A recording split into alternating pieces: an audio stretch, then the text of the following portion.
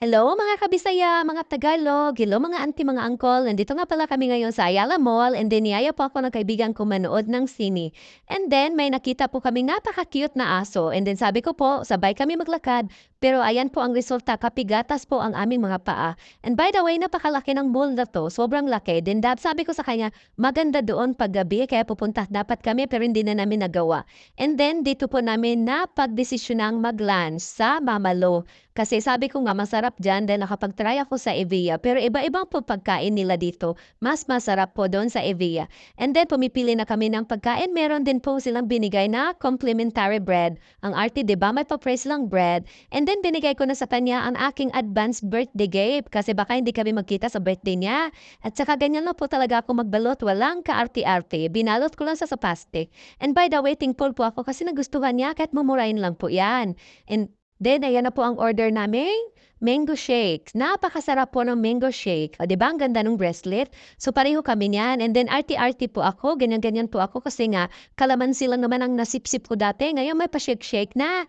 And pinaghandaan ko mabuti tong date na to kasi nagpa-red and white po ako ng kuko. And then, syempre, inubos ko na po yung palibreng tinapay nila. Dinidip-dip po yan sa olive oil po daw yun. Samantalang dati, yung saging namin ng merienda, dinidip-dip ko lang po sa galing sa karni ng baboy. Yung pinagmamantikaan ng baboy, doon lang po namin sinasawsaw yung saging. Pero masasabi ko na lang po talaga sa buhay ko ngayon, salamat Lord, napaka-thank you Lord.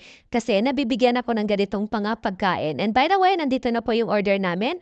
Sa akin po ay tuna Bailey, sa kanya naman po ay chicken. Basta chicken yan, hindi ko alam yung title. And then basta yung sa akin isda po iyon. Joke lang. And then, syempre, marites kami habang naglalans. Tapos, hindi pa talaga kami busog at bumili na naman ako nitong potato corner. Bumili din po siya nitong milk tea kasi nga po manonood kami ng sine. And then, hindi po kami makapag-decide kung anong palabas ang panonoorin namin. So, humingi po kami ng tulong doon sa cashier.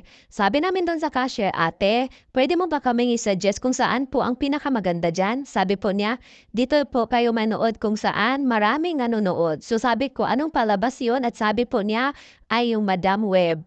Pero in fairness, ang ganda ng palabas noon, parang may part 2 pa siya. And then may pa-free po silang popcorn and one bottle water. And then ayan, pumasok na po kami. And then nag-stop po kami dito kasi napakaganda po ng spot at nag-picture-picture kami hanggang sa CR.